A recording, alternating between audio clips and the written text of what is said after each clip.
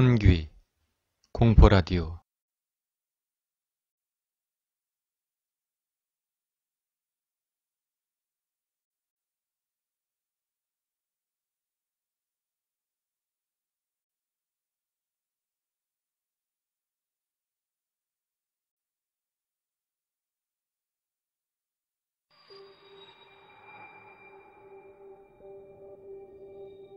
언젠가인가 전 이런 말을 들었던 적이 있습니다.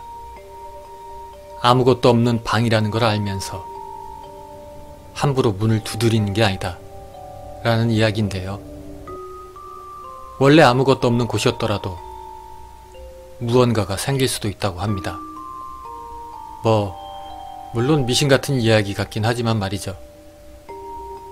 이건 제가 중학교 때 사귀었던 친구에 관한 이야기입니다.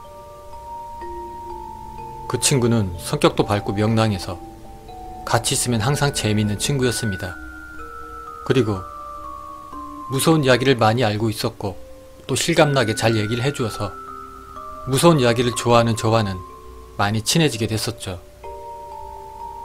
그러던 어느 날 그 친구가 나에게 "나 말이야, 귀신을 본 적 있어" 라는 식으로 이야기를 했습니다. 그 이전까지는 인터넷에서 떠도는 괴담 등등을 얘기해주곤 했었는데요. 이제는 자기가 직접 귀신을 본다는 것이었죠. 처음엔 자기가 가위를 눌렸다느니 이상한 소리를 들었다느니 하는 별것 아닌 얘기로 시작을 해서 그것은 곧 엄청나게 큰 스펙타클한 이야기로 바뀌어 갔습니다. 머리채를 길게 늘어뜨린 채 천장에 거꾸로 매달려 피를 흘리고 있는 여자 귀신 이야기라든가 방구석에 쪼그려 앉아서 무언가를 씹어먹고 있던 눈 없는 어린아이의 이야기 같은 그런 얘기들이었죠. 저도 처음엔 그런 이야기들을 듣는 게 나름대로 즐겁긴 했지만 시간이 지나면서 어쩐지 그 얘기들이 전부 허풍을 치는 것 같다는 생각이 들었습니다. 하지만 무서운 이야기라는 게 꼭 실화일 필요는 없다는 생각에 저는 굳이 그 친구의 흥을 깨지 않고 그저 재미있게 들었습니다. 그런데 중학교 2학년 여름방학 때였습니다. 친구들 여러 명이서 만나 신나게 놀다 집에 가는 방향이 같은 그 친구와 저는 둘이서 집으로 돌아가고 있던 중이었습니다. 둘이서 이런저런 얘기를 하다가 제가 친구에게 물었었죠. 그동안에 귀신은 많이 봤느냐고. 제가 그렇게 묻자 그 친구의 표정이 갑자기 어두워졌습니다. 그리고 친구는 한참 동안 고민하는 듯 하더니 제게 고민을 털어놓더군요. "저 있잖아. 사실 그동안 한 얘기는 다 내가 꾸며낸 얘기들이었어" 라고 하더군요.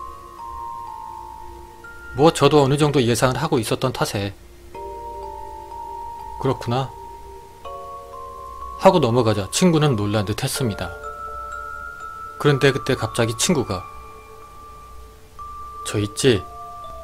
이제는 아니야" 라고 말을 하는 것이었습니다.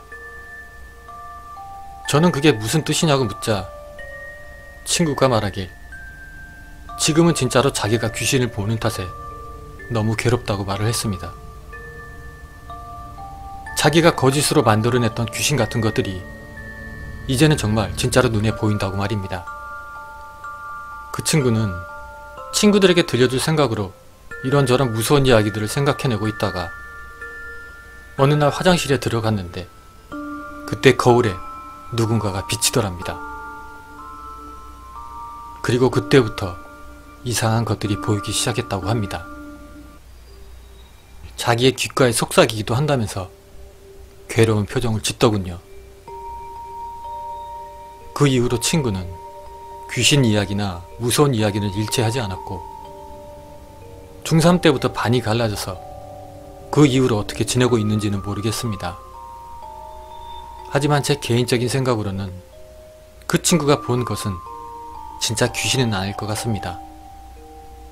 아마도 친구들이 자신의 이야기를 재미있어 하니까 본인은 고민도 많이 됐을 겁니다. 그렇게 친구는 이야기를 지어내다가 스스로 자신의 이야기에 너무 몰두해버린 게 아닐까요? 특히나 항상 이건 실화야. 내가 어제 겪었다니까? 라는 식의 이야기를 많이 강조했었으니까요. 본인도 모르게 자신을 세뇌하고 있었던 걸지도 모릅니다. 귀신은 없다고 하는 사람들 중에는 귀신이란 건 단순히 상상력의 산물이라고도 합니다.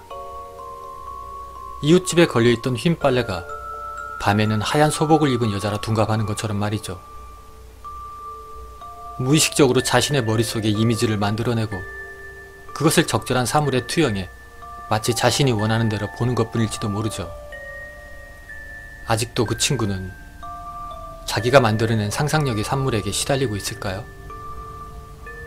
아니면 정말로 그 친구는 아무것도 없던 곳에 무언가를 불러들인 걸까요?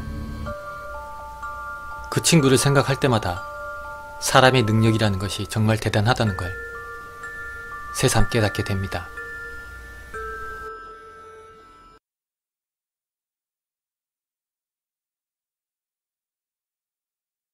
호러 스토리텔러 혼귀